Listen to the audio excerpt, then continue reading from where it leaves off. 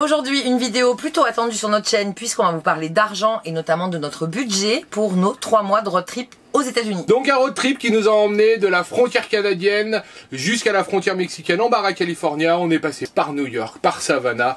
On a fait à peu près 7500 km. T'as oublié le Texas, parce qu'alors le Texas c'est tellement long.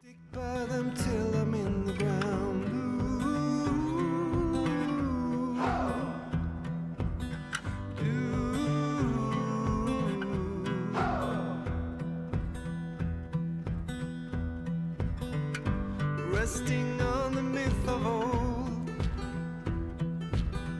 all of the stories have been told.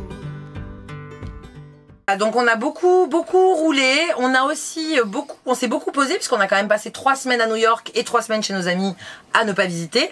Donc ça fait quand même une bonne moyenne dans le sens où il y a des jours où on a vraiment énormément roulé. Si vous prévoyez un road trip, ça va s'équilibrer sur les 3 mois. C'est pour ça que c'est à peu près cohérent et qu'on s'est dit que c'était un bon moyen de calculer et de vous donner un peu un ordre d'idée de ce budget-là. Faut savoir aussi qu'on a déjà passé beaucoup de temps aux États-Unis, puisque si vous ne le savez pas, nous sommes une famille. On voyage depuis près de 2 ans sur le continent américain et on a fait presque 1 an sur le sol américain. Ça fait 7 ans qu'on voyage même, j'ai envie de dire, sur les routes du monde, mais plus spécifiquement sur ce continent-là. Là, actuellement, on a attendu de passer la frontière, on est posé au Mexique, mais ça sera dans la prochaine vidéo. On est en Baja California.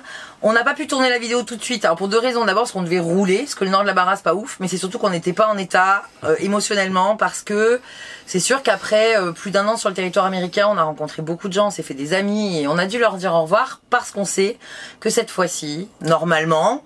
on reviendra pas dans 3 mois. Oui, voilà, on a quand même beaucoup... nous, on a un visa ESTA pour ceux qui nous demandent, parce qu'à chaque fois quand on dit qu'on est resté 1 an aux États-Unis, ils nous disent comment vous avez fait. En fait, on fait 90 jours dedans, 90 jours dehors, 90 jours dedans, 90 jours dehors, et on continue comme ça. Donc on a fait 4 fois 3 mois, ce qui fait 1 an, jusqu'à preuve du contraire, 1 an en 2 ans, et le reste du temps on l'a passé au Canada et au Mexique. Ouais, et on était rentré une fois en France entre les deux. Ouais, mais là le douanier il a dit les gars, revenez pas par la Baja, ça va se voir. Bref. Ouais. Et puis c'est aussi l'occasion d'avancer, mais ça on vous en reparlera dans d'autres vidéos, on a envie d'aller découvrir un peu d'autres choses. Le budget États-Unis. On va commencer par ce qui pour nous est quasiment le poste le plus onéreux. Qui est pas forcément le cas parce que on vit dans un school bus et un school bus c'est pas la même consommation qu'un camping-car européen. C'est la même consommation qu'un camping-car américain. On est sûr. Nous, on est sur du 27-28 litres au 100 à peu près, quand un camping-car européen va faire entre 10 et 14 litres au 100 en moyenne. Ça dépend son âge, hein. Voilà, ça dépend son âge. Par contre, c'est qu'on est tous les deux en diesel, c'est-à-dire que les camping-cars européens sont 90% en diesel, les school bus américains, pareil.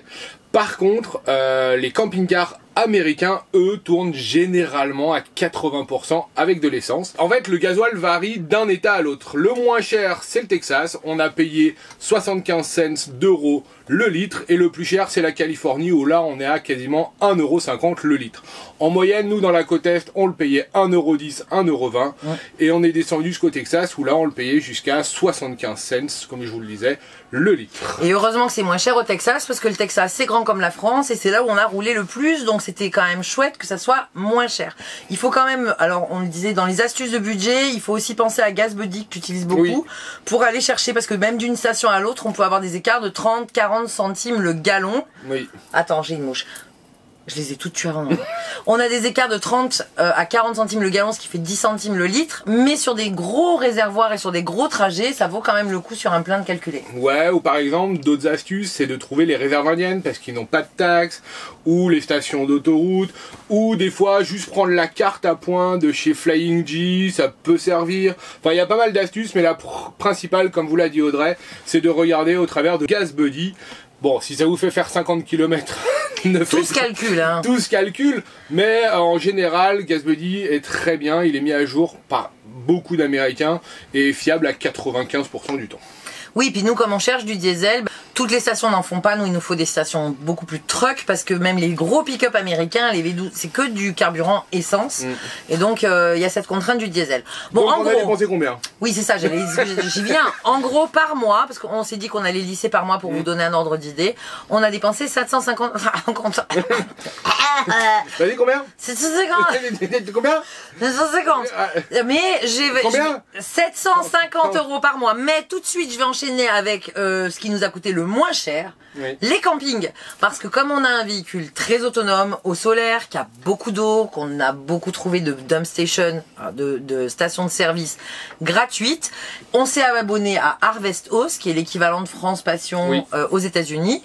Et en fait, à New York, on a dormi dans la rue parce qu'on est autonome. On a pu vraiment économiser énormément sur les campings. Donc oui, on a dépensé 750 € d'essence, mais on a dépensé que 50 € de camping, alors que on a fait des campings dans les national parks. Là, on n'a pas le choix. Ouais, on n'a pas trop le choix, sinon faut ressortir pour rentrer. À Big Ben, c'est 70 km pour ressortir. C'est 80 miles. Ah oui, donc ouais, encore plus. Et puis même à l'extérieur, on n'est pas dans une zone où on peut se poser n'importe où, ça reste encore beaucoup privé le Texas. Donc ben là, les campings dans les national parks varient généralement entre 20 et 40 $. Pour les RV parks classiques, on va dire d'américains, où on peut se brancher full hookup, ça varie entre 50 et 100 $, voire même des fois 200 $, suivant si vous êtes en Floride ou en Californie. Et Harvest Host, comme le disait Audrey, ce qui est bien, c'est que c'est 150 $ à l'année. Et là, vous avez vraiment des fermes ou alors des gens qui vous accueillent chez eux. C'est pas 150 $ à l'année. C'est 125 $ à l'année. Ah, c'est 100 € l'année. Oui, C'est pour ça 100 qu'on est €. à 50 € par mois, parce qu'on a payé 50 € de camping et 100 € d'Harvestos, à peu près. Et Harvestos, donc, vous avez soit des fermes, comme avec France Passion, soit des particuliers qui vous accueillent dans leur backyard, chez eux, ou alors, nous aussi, on a fait pas mal de micro-brasseries. Ouais, et ça c'est pratique en ville, c'est des parkings dans les zones... Alors c'est pas glamour, hein, Non. c'est zone artisanale, mais au moins on a le droit d'être là, on n'est pas dans la rue. On peut quand même être tranquille, laisser le véhicule la journée, il est surveillé, l'entreprise est ouverte, donc Voilà. il nous voit.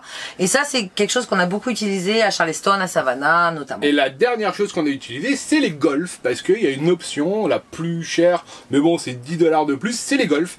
Et il y a plus de 2000 golfs aux États-Unis qui vous accueillent. Et ce qui est bien pour les golfs, vous êtes dans des zones résidentielles très tranquilles. Et on a le droit d'y être, on se fait pas chasser. Voilà. Donc ça contrebalance notre prix de carburant qui est plus élevé avec le camping, avec le bus qu'avec le camping-car. Mais avec le camping-car, on aurait eu beaucoup moins d'eau et on aurait peut-être fait plus de camping. Ouais. Après, là, on vous parle surtout de la côte est, mais quand vous êtes dans l'ouest des États-Unis, ça va Arizona, Nouveau-Mexique, Colorado, Nevada, là, il y a tout ce qu'on appelle les BLM, c'est des endroits fédéraux où on peut camper gratuitement pendant 14 jours. Et c'est pour ça qu'on n'a pas dépensé on a 0 € en décembre. Voilà. Donc ça s'équilibre en fait. I've said it many times, I know I would change my ways, I know for sure. When all the crows decide to meet, they settle down beneath my feet. I've got it right and I got it wrong, but I learned my lesson hanging on. Come sit here with me by the fire and let it go for a little while. So be here as the night starts falling. Let my fingers walk over your head. We got nothing to be scared of. I'd rather be with you than by myself. Now all is in your hands.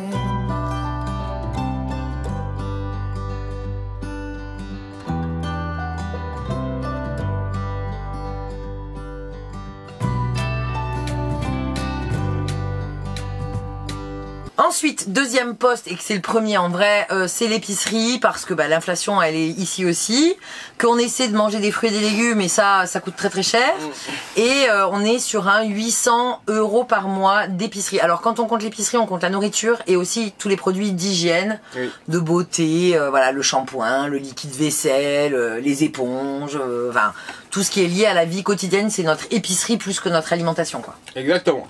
Et elle a un peu baissé, notre épicerie, par rapport à l'année dernière. On était plus proche des 1000 euros parce qu'on est dans un bus maintenant. Ah, et... tu vois que ça équilibre mon essence. Il me croyait pas. Et en fait, elle a un peu baissé dans le sens où on peut congeler, parce qu'on a un plus grand congèle. Bah, on a un congé, on avait Voilà. un truc à glaçons, freezer, ouais. maintenant on peut congeler. On a une carte Costco qui nous permet de faire des économies parce qu'on achète en grosse quantité, des gros sacs de riz. On fait notre propre pain qui nous coûte 1$ le kilo versus 5$ les 600 grammes de pain de mie.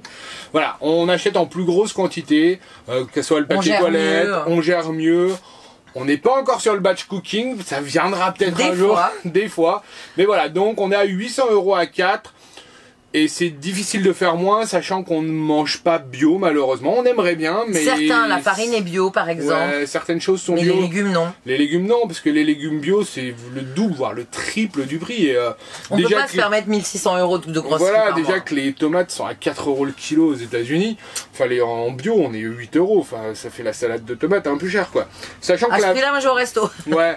La viande, on en mange, elle est vraiment pas chère aux États-Unis, ça. Mais elle n'est pas de bonne qualité. Oui, bah c'est du porc et du poulet qui a été élevé en batterie, je vous l'accorde. On mange peu de bœuf parce que bah là, tout de suite, on est sur des 12-15 euros le kilo, mais comme en France au final, hein, le bœuf est toujours plus cher. L'alcool, bah Audrey, ne buvons plus.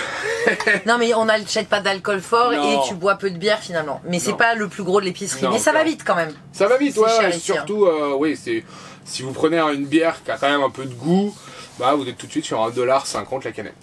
Voire 2$. Non, quand même pas. Il exagère. Non. Ensuite, Ensuite. je regarde. En parlant de nourriture et de boire des coups, il y a le budget resto. Oui. Alors dedans, il y a New York et ça nous a plombé parce que nous, on ne mange quasiment jamais au restaurant. Mais New York, ben on a grignoté dans la rue, on s'est fait des petits, voilà, parce que quand tu visites toute la journée, on s'est fait un gros café. resto. Oui. On a quand même profité et ben ça nous revient qu'à 200 € par mois. Mais New York nous a plombé, je crois qu'on est à, je regarde. On est à plus de 300 € à New York et au mois de janvier. 432 alors que janvier 45. Voilà. Janvier on a fait je crois un Wendy's. C'est tout et c'est tout. On a fait un repas emporté sur la route parce C'est qu'on ça. a beaucoup roulé au Texas, là on s'est fait des burgers sur la route, mais 40$ et versus 400 New York. Voilà. Donc après aux États-Unis si vous allez au restaurant, faut pas sur un fast-food généralement c'est à 4, c'est 50-60$. Pour un vrai restaurant, vous allez vous asseoir à table, manger un burger. Enfin, un vrai resto, un dinner américain. Un dinner américain où vous prendrez un burger, peut-être ou une pizza, une boisson, une pizza. Vous en avez pour minimum 100$ à 4 parce qu'il y a 20% de tips. Et là, les copains qui sont allés se faire un vrai resto avec des crevettes, Cajun, Nouvelle-Orléans, là ils ont fait plutôt 150, voire 200. Parce qu'après il y a le tip, c'est les 25%. Ouais. Voilà. Dans nos restaurants, quand même, on compte tous les cafés qu'on prend à l'extérieur, tout ce qu'on va pouvoir acheter sur la route, genre il y a un muffin, un petit goûter. On compte vraiment. Ouais, goûter resto, ouais. C'est vraiment tout ce dès qu'on mange dehors. Voilà, exactement. Quand on achète à l'épicerie des muffins, non, mais quand on les achète, par exemple chez Tim Hortons ou chez Starbucks, là, on va les compter dans nos restaurants. Voilà. C'est ça, c'est comme ça qu'on fonctionne nous pour s'y retrouver et se dire où est-ce qu'on peut ajuster. Et quand on voit qu'on flambe 400 de resto, on dit le mois prochain on va diminuer un peu. Voilà, faut qu'on s'équilibre. Il y a un budget qu'on n'avait pas dans l'Ouest et qu'on a eu là à New York et dans les villes comme Savannah, c'est qu'on a eu des budgets de transport en commun, puisqu'on a pris les cartes à New York. Donc là, ça nous a fait à peu près 50 € par mois. C'est ça, 60$ parce que à New York, c'est 34$ la carte semaine illimitée. Et comme on était à Charleston et Savannah, où on se garait dans les micro-brasseries en centre-ville, mais pas non plus en plein centre-ville, on devait prendre un Uber pour aller en centre-ville, parce que nous, ça nous coûtait moins cher que de prendre le bus, de rouler 10 ou 20 km, de payer le parking. Au moins, on était posé, on prenait le Uber à 4, ça nous coûtait 15$. On était en plein downtown, comme disent les Américains. Oui, puis vraiment dans les villes où le parking est payant, mais ça c'est très vite limité en temps aussi. Enfin, c'était une source de stress inutile quand tu vois que on en avait pour 20$ de Uber, on aurait eu 15 € de parking plus le. Bon bref. On a aussi les ferries dans les transports qui peuvent avoir lieu suivant. Par exemple au Texas, il y a un ferry entre Galveston et Bolivar. Il y en avait un autre sur la côte est entre différentes îles. Les ponts, si vous avez un véhicule américain, vous devrez payer les péages. Si vous avez un véhicule européen, Pas besoin de payer les péages. Non, vous devez vous inscrire, mais vous pouvez oublier. Vous serez illégaux, vraiment. Ils donnent des astuces, bah vous êtes hors la loi, oui, et puis c'est gratuit, bah voilà, c'est super. L'astuce avec les bons plans de Bastien. Je vous jure. Ensuite, on a le gaz. Alors, parce que j'ai mon papier qui est trop loin et voilà, j'ai pas mis mes lunettes. On a le gaz et la laverie, ça c'est une quarantaine d'euros par mois. Là aussi, on a baissé notre budget de gaz puisqu'on a un chauffage au gasoil, donc au diesel. Et on a un chauffe-eau électrique, donc avec tous nos panneaux Non, là, solaires. je voulais juste parler que ça rentrait dans les 7... Tu sais, je rééquilibre encore mes 750 euros de carburant que tu me dis que je coûte cher avec mon gros bus. Finalement, non. Bah ouais. Vas-y, tu vas finir par le dire à la fin de la vidéo. À la fin de la vidéo, peut-être je le dirai. Mais oui, le gaz, on passe à peu près une bouteille de 20 livres par mois qui nous coûte 15, 20 dollars. 20 dollars. 20 dollars. Et la laverie, suivant les endroits, c'est entre 1,50 $ et 4 dollars la machine. Et on en fait en général 4-5 par mois.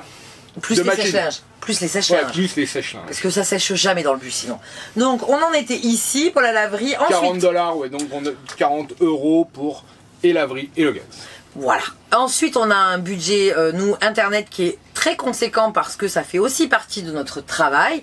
Mais si vous êtes en road trip vacances, bah, vous pouvez conserver peut-être vos abonnements. On vous conseille de prendre free. Parce qu'on est sur 20 euros pour 30 gigas, 35 gigas maintenant aux US. Et c'est imbattable, c'est-à-dire qu'il n'y a aucune carte US qui vous offrira autant de gigas. Oui, c'est le mieux. Il n'y a aucune carte aux US qui vous offrira autant de gigas pour si peu cher. Donc si vous êtes chez Free ou si vous n'y êtes pas, prenez vraiment la carte pour le road trip. 35 gigas, c'est déjà pas mal. Et à ça, on ajoute, nous, une carte américaine. Ne nous suffisait pas parce qu'on utilise beaucoup de data et elle était chez un autre opérateur, Free et chez AT&T, et nous avec Visible on était chez Verizon. Ça nous rajoutait 35 dollars et par-dessus ça on rajoute la Starlink. Alors la Starlink c'est quoi? C'est internet par satellite, n'importe où que vous soyez, à part sous les arbres. Voilà. Vous pouvez l'obtenir soit au Canada, soit aux États-Unis, soit au Mexique. Nous, aujourd'hui, on l'a au Mexique. Nous payons 75 euros par mois. Aux États-Unis, c'est 150 euros par mois. Et au Canada, c'est 140 euros par mois. Ça fait quand même un sacré budget. Il faut que vous en ayez l'utilité. Mais si vous partez pour un an et que vous avez besoin de travailler, c'est bien parce que comme ça, vous ne serez jamais dans une zone blanche.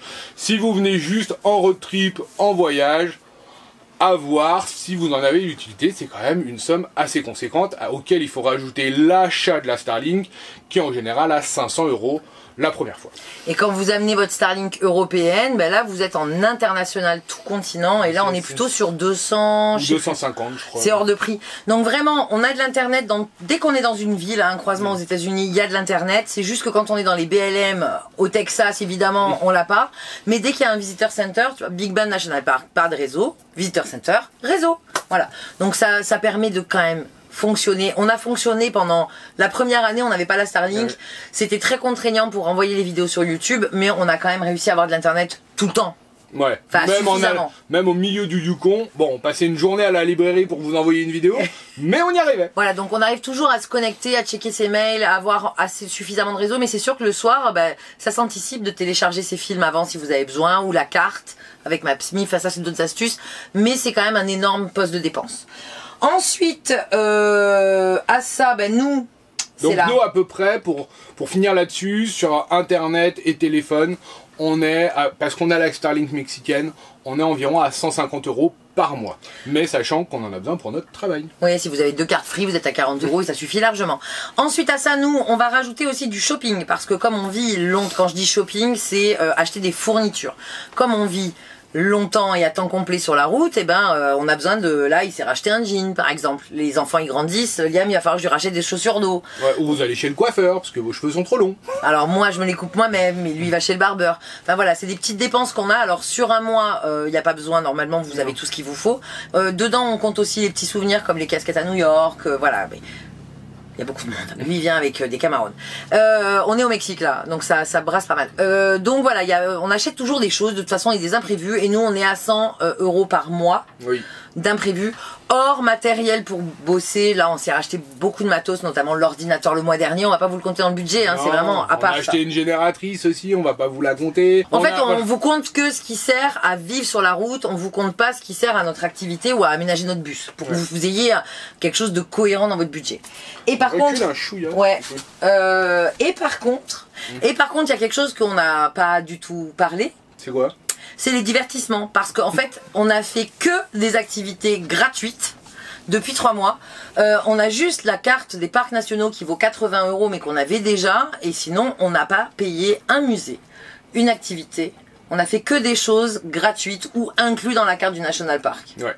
Il faut savoir qu'aux États-Unis, les musées, par exemple, sont assez chers parce qu'ils ne sont pas financés par l'État, à part ceux de Washington qui, eux, sont gratuits. En général, par personne, vous en aurez entre 25 et 40 $ par entrée. Si par exemple à New York aussi vous allez vouloir faire l'Empire State Building ou The One, c'est généralement 50 $ par personne. Si vous voulez aller faire un parc d'attractions comme Disney ou Universal, c'est minimum 70 à 90 $ par personne. Donc c'est des activités qui sont toujours assez chères. Si vous voulez faire du cheval, on avait regardé au Texas, c'était 90 $ pour 3 quarts d'heure. En Alaska, c'était les baleines. On veut 500. Vous êtes 4, 500 $. Voilà, toujours des activités qui sont assez chères et qu'il faut budgéter. Et nous, en vivant au long cours sur la route, on peut pas se permettre tous les mois de claquer 200, 400, 500 $ pour faire des activités. Donc on choisit les activités que nous faisons. Après, on arrive quand même aussi à trouver des activités, alors soit qui sont incluses dans le National Park, comme Assateague, comme Big Ben, soit des activités gratuite, c'est-à-dire que quand on allait manger au Stardust par exemple, il y a un spectacle, c'est un dîner spectacle, donc on le compte en restaurant et pas comme une activité. Mais allez voir le Rockefeller Center, allez voir les illuminations, allez voir, voilà, il y a toujours moyen d'aller visiter des choses. C'est sûr qu'on n'a pas eu la vue de fou sur New York, mais il y a quand même des choses comme quand on avait fait le téléphérique, ou prendre le ferry pour Staten Island plutôt que de payer la Statue de la Liberté. Alors on la voit d'un peu plus loin, c'est certain. Par contre, le budget il est juste divisé par 0, c'est-à-dire que Staten Island c'est gratuit, alors que l'excursion Statue de la Liberté en bateau, pour aller la voir en bateau et revenir, même pas l'avoir de près. Ouais, c'est 50 $ par personne. Voilà. Minimum. Donc c'est juste des équilibres comme ça où on essaie à chaque fois de trouver. Il y a toujours des activités gratuites à faire dans une ville. Il n'y a pas que des choses payantes tout le temps. Non, vous partez 3 mois, 1 an, ou si vous voulez compter vivre sur la route. Enfin, on connaît des gens qui sont partis pour 1 an et ils ont beaucoup plus de budget parce qu'ils se disent j'ai envie de faire ça, ça, ça, et ils l'ont budgété. Par exemple, d'aller faire Euro Disney, aller faire Disney World. C'est énorme, faut y être 1 semaine et c'est plusieurs milliers d'euros si vous êtes en famille. Mais après, chacun fait en fonction de son budget. Il n'y a pas de budget idéal. Nous, on vous partage notre budget, ouais, c'est ça. Et là, le budget, clairement, le loisir, il peut varier de 0 à 1000 € par mois. Voilà, nous, on est à 0 € là. Ouais, en ce moment, on est à 0 €. Mais au mois d'octobre, on avait fait les baleines à Tadoussac. Là, on avait fait, avant, on avait fait des choses en Californie. Enfin, on a acheté la carte des National Park, voilà, au Canada, enfin voilà. Il y a plein de choses différentes. Après, c'est chacun ses points d'intérêt aussi. C'est sûr que si votre passion c'est la plongée, ça va vous coûter plus cher que quand c'est pour nous la randonnée. Mais bon, on essaie d'équilibrer ça. Moi j'ai envie de dire que c'est sûr que si vous venez à New York, comme on a fait pour vivre 15 jours à New York, et que vous le budgétez et que vous pouvez, c'est dommage de pas monter en haut de l'Empire State Building ou de The One pour voir, parce que c'est vos 15 jours de vacances. Et voilà, donc ce budget divertissement, on va dire ça comme ça, peut varier de 0 à X. Ah, vers l'infini et au-delà.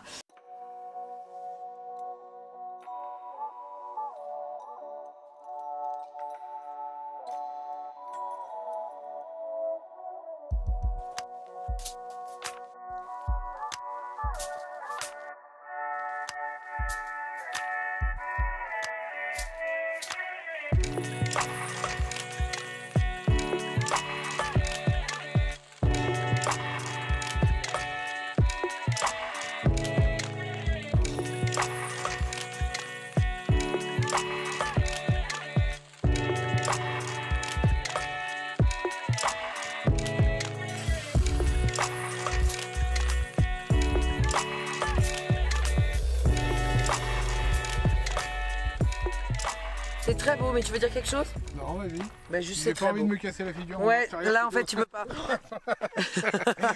Voilà, on en est là. Le dernier et non des moindres, c'est l'assurance du véhicule. Alors soit vous venez avec votre véhicule, soit vous louez un véhicule, mais ça c'est encore un... c'est un autre budget ça, et il y a plein de gens qui veulent... Enfin, vous allez sur des sites, vous regardez, en minimum c'est 200 à 250 $ par jour pour louer un camping-car aux États-Unis, suivant les périodes. Voilà, avec une grosse conso. Donc ça, c'est encore à part. Maintenant, si vous venez avec votre véhicule, il va falloir l'assurer. Et en véhicule étranger, vous n'allez pas être comme nous. Nous, on a un véhicule américain assuré par une compagnie américaine à laquelle vous ne pourrez pas prétendre vous assurer. Et on paye 80 € par mois. Par contre, si c'est un véhicule européen, vous êtes plutôt dans les 200, 250 € par mois. Suivant la valeur de votre véhicule, surtout. Voilà. Et si vous trouvez une compagnie, en général, c'est Seguro Gringo. Ou Toum. Voilà, mais Toum ne fait plus le Canada, par exemple. Ouais, donc ça va dépendre de votre road trip. Mais en gros, comptez encore 200 € d'assurance. Dernier poste de dépense pour nous et qui est non négociable parce que pour nous, vraiment, et d'autant plus aux États-Unis quand on voit combien coûtent les frais de santé, c'est l'assurance santé. Nous, on est partenaire chez Chapka Assurance maintenant depuis 2 ans et vous le savez, vous retrouverez tous nos liens affiliés qui expliquent tout en dessous de cette vidéo. Et vous pouvez cumuler le code IRDI suivant le type de contrat que vous allez prendre au code famille 15%. Donc ça va dépendre après de quel type de voyage vous faites, tout ça. Notre remise fonctionne aussi sur le PVT et le student. Oui. Donc allez voir tout ça. Mais c'est vrai qu'aux États-Unis, si vous prévoyez pas le budget assurance, il faut vraiment prévoir un gros budget santé parce que une fracture du bras avec plâtre, c'est 8 000 $. Voilà. Yann, si vous partez 1 an en Amérique du Nord et centrale, vous allez rester à peu près 6 mois, États-Unis, Canada en général, et il faudra compter environ 250 € par mois pour votre assurance santé. Pour une famille de 4. Voilà, quand on fait les comptes, ça fait combien tout ça? Parce que j'ai l'impression qu'on a sorti des chiffres et des chiffres et des chiffres et qu'on va être à 4 000 €. Eh bien non, pas du tout. Non, on est environ à 2500 € par mois, hors divertissement. Et oui, parce qu'on n'en fait pas. Nous, on s'amuse pas, nous. On n'aime pas le fun. C'est ça. Après, ça va varier entre le shopping, les restos, les divertissements. Comptez en moyenne pour un budget mensuel aux États-Unis entre 2500 et 3000 € par mois pour être normal, on va dire. Moi, j'ai envie de dire qu'à 2005, vraiment, vous faites rien. C'est ça. Non, enfin, on fait pas rien, mais c'est parce qu'on a l'expérience du voyage. Là, les copains, ils sont pas à ça. Non, ils sont un peu plus. Et forcément, au début, vous allez dépenser plus parce que vous allez vouloir faire plaisir aux enfants, vous faire plaisir à vous. Et c'est logique, vous avez bien raison. Tester des restaurants, tester des attractions. Donc, comptez plus 3000 €, voire 3500 € par mois aux États-Unis. Dans ce budget, pour les 3 mois, on n'a pas compté l'entretien parce que c'est toi qui as fait la vidange. Voilà, donc c'est des petites choses qu'il faut prévoir en plus. Moi, je pense que c'est un budget qui est très très bas. Vraiment là, mais parce qu'on ne pouvait pas faire autrement aussi. On savait qu'il fallait qu'on fasse un peu serré parce que quand ça fait 7 ans qu'on est sur les routes, on peut pas dépenser autant que quand on va en Alaska. L'Alaska, ça nous avait coûté tellement cher. Donc on essaie d'équilibrer, mais c'est vrai que sur le fait qu'on soit resté 3 semaines à New York sans payer de camping, ça change tout. Ouais. Voilà, donc au final, avec notre budget, on arrive à 2500 € par mois, mais on pense qu'il faudrait quand même plus compter 3000 € par mois pour être bien profiter des États-Unis. Ouais, en dessous de ça, vous ferez pas grand chose. Non. Faut être clair là-dessus. Surtout que là, nous, 2005, c'est sans l'assurance, donc vous êtes déjà à 2007. Donc voilà, ça va très très vite. Moi, je suis plutôt sur un 3005. Ouais, Pour pas 3000, 3005. J'ai pas envie de pousser les gens à dire avec 3000 € on vit aux US alors qu'en vrai c'est pas vrai. Voilà, non mais dès qu'il y a un peu un imprévu ou de se dire ah tiens je rajoute 500 km par-ci, ça va, les kilomètres vont très vite et les dépenses vont très très vite parce que dès qu'on fait une sortie, paf, c'est 200 balles qui s'en vont quoi. Donc pour budgéter sereinement les États-Unis, partez plutôt sur un 3005. Ouais, je suis d'accord. Voilà. Sur ce, on espère que vous viendrez visiter les États-Unis, parce que c'est un pays qu'on adore et que c'est incroyable, et que ce soit l'Est, l'Ouest, le milieu, le Nord, le Sud, l'Alaska, on adore tout. Et on y retournera un jour. Certain. C'est sûr et certain. On sait pas quand, on sait pas quand, mais on y retourne. Mais bientôt. Non, pas bientôt. Dès bientôt, ça peut être dans 10 ans. Bientôt. Sur ce, on vous dit à plus dans Cactus, au Mexique, parce que là, vous voyez pas, mais c'est la plage. Alors on va à la plage. Allez, salut. Des bisous.